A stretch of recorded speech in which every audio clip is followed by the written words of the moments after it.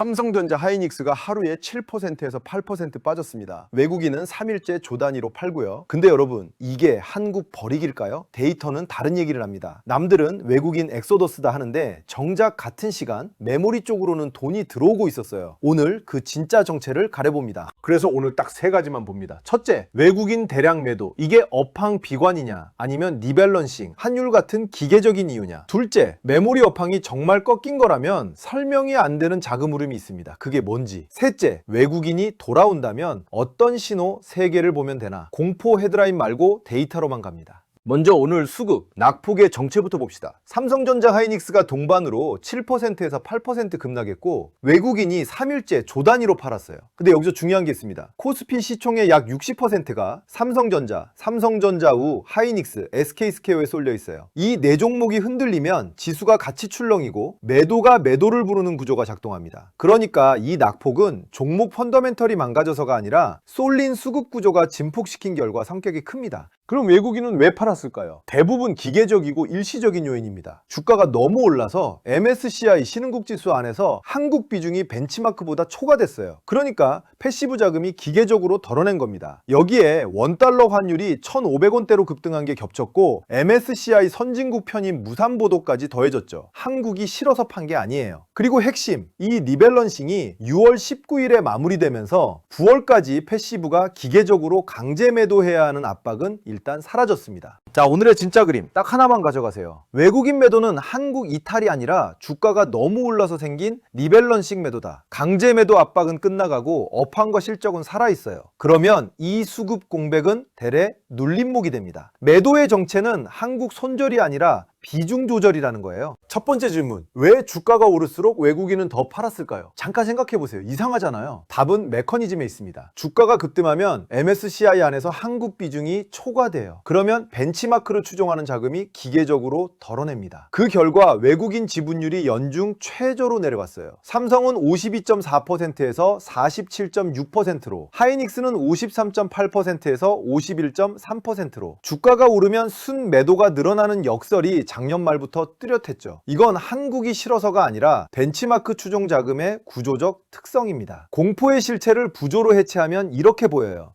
그럼 두 번째 질문, 업황은요? 메모리는 진짜 꺾인 걸까요? 천만에요. SK하이닉스는 1분기 영업이익률이 70%대 창사 최고였고 HBM 점유율은 60%대로 1위입니다. 게다가 2026년 HBM 물량은 사실상 완판이에요. 수요가 공급을 넘어선다는 거죠. 어젯밤 마이크론도 호실적의 가이던스를 올렸고요. 같은 사이클의 선행진 겁니다. 삼성도 HBM사로 같은 파도에 올라타 있어요. 핵심은 이겁니다. 외국인이 파는 것과 메모리가 좋은 것은 서로 다른 축이에요. 업황 축은 여전히 위를 봅니다. 다시 한번 정리할게요. 외국인이 판다고 업황이 꺾인 게 아닙니다. 수급은 환율하고 리밸런싱이 흔드는 축이고 업황은 HBM, 수요가 떠받치는 축이에요. 서로 다른 축입니다. 만약 메모리가 정말 꺾였다면 글로벌 메모리로는 설명이 안 되는 자금 흐름이 있어요. 마이크론을 보세요. 글로벌 메모리는 강합니다. 이게 바로 시장이 아직 다 안 본 그림이에요. 물론 마냥 좋게만 보진 않겠습니다. 불안 두 가지 냉정하게 짚죠. 하나, 환율 1,500원대가 계속 외국인 매도를 부른다. 둘, HBM 피크아웃이 진짜 시작됐다. 먼저 환율, 맞는 변수예요. 다만 리밸런싱발 강제 매도는 6월 19일로 일단락됐고 환율은 변수일 뿐 추세를 훼손하는 조건은 아닙니다. 둘째, HBM 2026년 물량이 이미 완판 수준이고 1등의 가격 결정력이 유지되는 한 가격 조정 우려는 속도의 문제지 방향의 문제가 아니에요.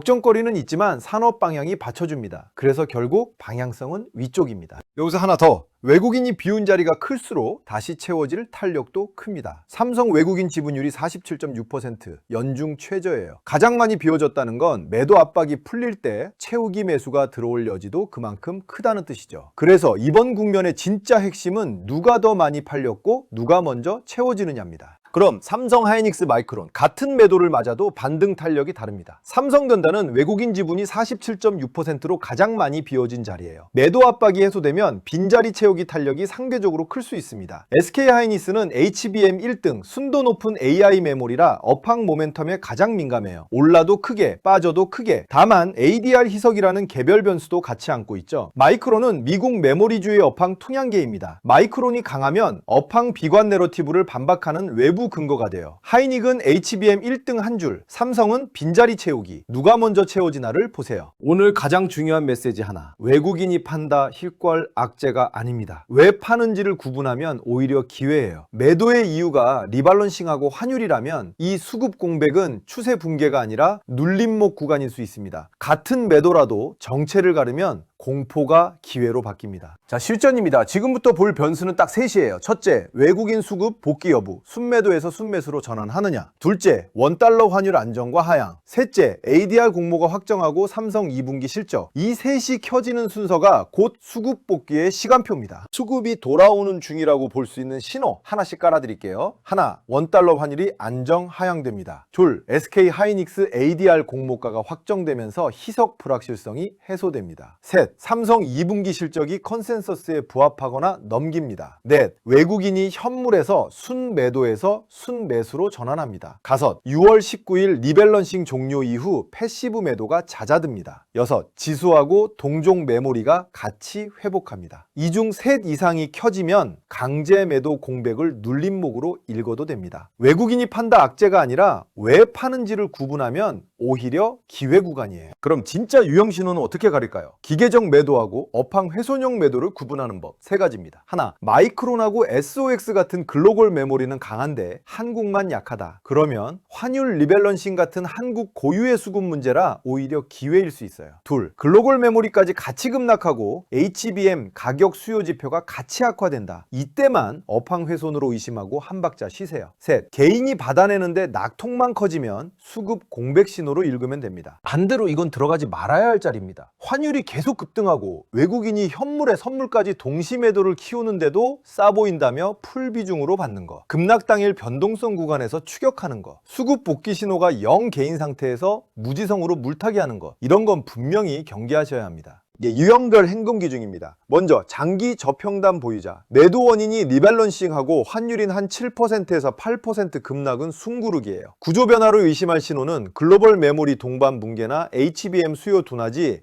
외국인 매도 헤드라인이 아닙니다. 고점 근처 신규 진입자. 급락이 싸 보인다고 추격하지 마세요. 환율 안정, 외국인 전환, 실적이라는 복귀 신호를 확인하면서 분할로 비중을 조절하세요. 현금 보유자, 관망자, 수급 복귀 신호 세 가지. 환율 안정하고 ADR 공모가 확정, 삼성 실적. 이 중 하나라도 켜지는 구간을 분할 진입 후보로 보세요. 급락 당일 변동성을 추격하는 건 비추천입니다. 오늘은 한 문장으로 정리합니다. 오늘은 외국인이 한국을 버렸나를 묻는 날이 아니라 그 매도가 업황 비관인지 기계적 리밸런싱인지를 데이터로 가려내는 날입니다. 삼성하고 하이닉스의 구조적 스토리가 깨진 게 아니에요. 우리가 할 일은 지금이 강제 매도 공백 구간인지 진짜 추세 훼손인지를 환율, 글로벌 메모리, 실적으로 직접 구분하는 것. 그게 전부입니다. 수급 복귀 신호 체크리스트하고 기계적 매도 대 업황 매도 구분표를 한 장으로 정리해뒀어요. 댓글에 체크리스트 남겨주시면 챙겨드릴게요. 구독하고 좋아요 눌러두시면 복귀 신호가 켜지는 날 바로 정리해드리겠습니다. 결국 판단은 본인 기준으로 하시는 거고 저는 그 판단을 도와드리는 거예요. 오늘도 끝까지 봐주셔서 진심으로